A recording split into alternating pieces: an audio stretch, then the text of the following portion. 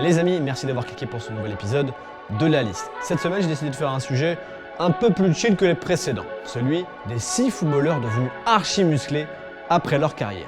C'est parti. Numéro 1, Fernando Torres. La transformation physique de Fernando Torres est absolument incroyable. L'ancien joueur de l'Atlético de Madrid et de Liverpool est passé de El Niño, le garçon en espagnol, à El Musculo. Bah, regardez par vous-même. Avant, après. Non mais regardez-moi ça, il est presque aussi large que la voiture là. Une fois sa retraite de footballeur prise en 2019, il s'est mis fort sur la musculation et visiblement il a été bien conseillé, il a été rigoureux et possiblement il a pris les bons shakers. Et j'espère pour sa santé qu'il n'a pas pris autre chose.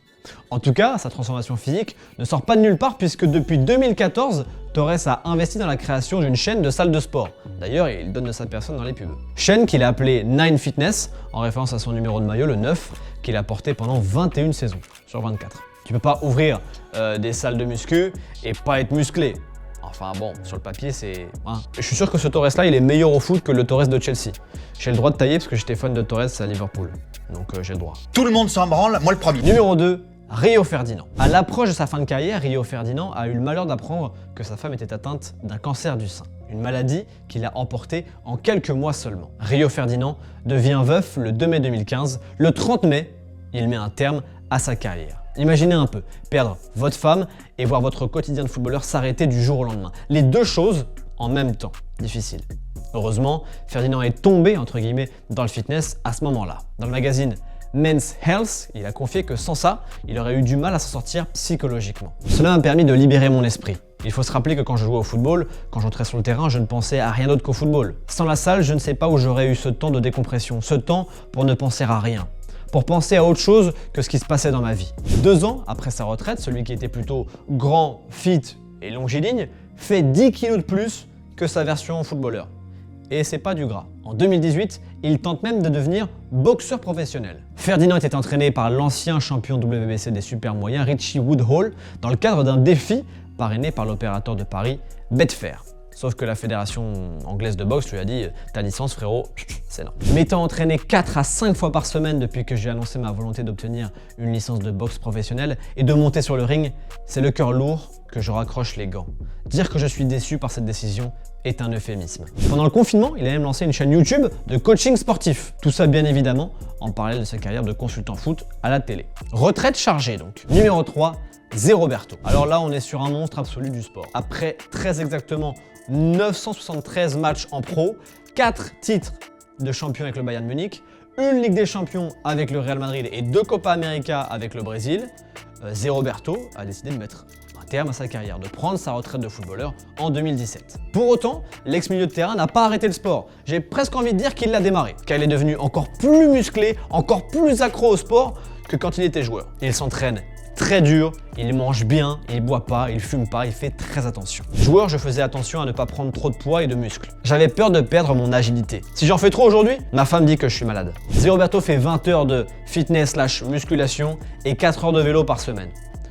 Je vous laisse en juger s'il en fait trop. En tout cas, depuis l'arrêt de sa carrière de footballeur, il a pris 5 kilos de muscles et son taux de masse graisseuse a diminué de 11% à 5%. Il est tellement passionné par le fitness qu'il est devenu coach personnel à temps plein et qu'il a créé un programme de coaching intitulé Protocolo ZR11, efficace en 30 jours selon lui.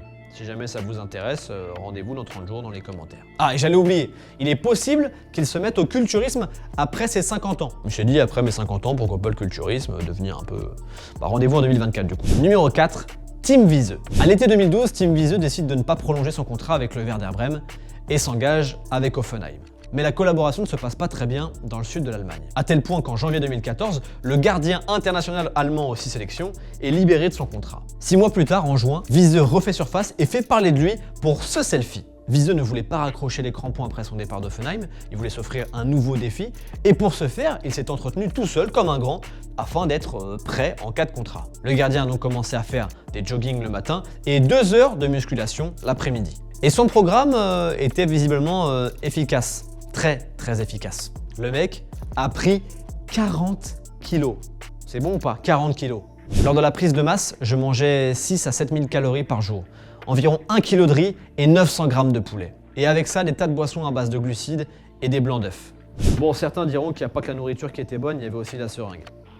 Et c'est pas faux quelque part. Enfin bref. À l'époque, une rumeur circule comme quoi Viseux voudrait se lancer dans le catch professionnel. Raison qui expliquerait en partie sa transformation physique et son amour soudain pour la muscu. Mais en novembre 2014, la rumeur devient une info puisque la filiale allemande de la WWE lui fait bien une première approche. Et il apparaît même lors d'un événement de la Fédération américaine de catch à Francfort. Il s'entraîne au sein de la WWE, mais ce n'est qu'en juin 2016 qu'il signe un contrat avec la Fédé et en novembre de la même année qu'il effectue son premier combat télévisé. Combat par équipe avec Sheamus et Cesaro qu'il remporte face aux Shining Stars et Bo Dallas. Shining Stars et Bo Dallas, moi j'avais déjà lâché le catch à l'époque, je sais pas qui c'est. Mais Sheamus, je me souviens, ouais. Bon bref. Viseux est encore aujourd'hui à la WWE et c'est même devenu le meilleur catcheur de la fédération. C'est faux, il a quitté la boîte en 2017, depuis on a zéro news, zéro combat à son actif. Allez, suivant. Numéro 5, Julio Batista. Quand Julio Batista est arrivé au Real Madrid en 2005, c'était déjà un physique.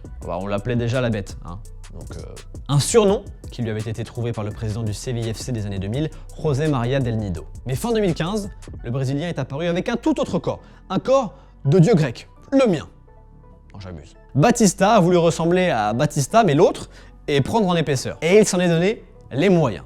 Avec des semaines intensives d'entraînement, du coup, il s'est pas gêné pour s'auto-féliciter une fois la transformation terminée. Quelques mois de souffrance, un lourd régime, beaucoup d'entraînement. Tout cela pour se rapprocher de la perfection qui est impossible à atteindre. Mais le résultat est là. 8 kilos en un mois et c'est bientôt fini. Je dois remercier le personnel du département médical et de la physiologie. Depuis qu'il a mis le nez dans la muscu, il fait pas mal de posts sur Insta et il a gardé cette routine d'entraînement. Aujourd'hui, il est encore plus costaud que jamais, hein. Ça par exemple, c'est une photo récente de lui en tant que coach de la réserve du Real Valladolid. Eh ben ça y va, les séances épaules et pecs, mon Julio, hein. Ouais, ça y va. Numéro 6, Guti. Guti reste l'un des symboles du Real Madrid des années 2000. Et à l'époque, on le trouvait beau joueur, bon milieu de terrain. Mais son physique, son côté athlétique, n'a jamais été ce qui sautait le plus aux yeux.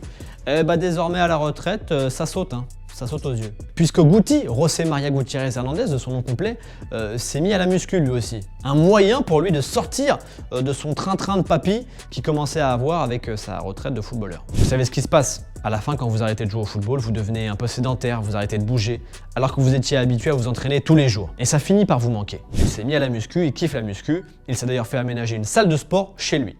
Et franchement, ça claque. Oh, la chance, j'ai pas la place chez moi. En tout cas, à en croire son compte Instagram, il aime beaucoup les séances bras. Bah ça c'est une séance bras, ça aussi, ah, une séance jambes. Non, plus sérieusement, il a dit qu'il faisait beaucoup de muscu toute la semaine et 3 séances de cardio par semaine aussi, obligatoire. Une routine qui lui a fait prendre déjà 10 kilos de muscles. Il est passé de 80 à 90 kilos. Franchement, c'est pas mal. Parce que dans le sens, prendre de la masse, c'est dur. Et ce, alors qu'il est qu'au début de sa transformation, selon ses propos. Une prise de muscle qui a été permise là encore par une alimentation très encadrée. Il faut manger très varié, très bien. Du poisson, de la viande, des légumes, de tout, mais beaucoup. 5 à 6 fois par jour. J'ai une nutritionniste qui m'aide et je prends des protéines, de la créatine, de la crème de riz. Tout est très contrôlé. De toute façon, le combo magique, c'est sport plus alimentation. Il y a aussi pas mal de joueurs qui, malgré l'arrêt du sport très intensif, ne prennent pas 1 gramme. Bon, ils n'ont pas pris 100 kilos de muscle comme les mecs de la liste là, mais ils restent toujours aussi fit avec l'âge. Zizou par exemple, il est encore super fit. Cardio, bonne alimentation et c'est bien, c'est bien. Donc pour l'instant, on a fait quelque chose de biais. Clarence Seedorf était déjà super musclé en tant que joueur. Bon bah il a pas bougé pour l'instant. David Beckham, Raúl, Carles Puyol, Patrice Evra, Figo, Totti et j'en passe. Tous ces mecs gardent la forme alors qu'ils ne font plus autant de sport qu'avant.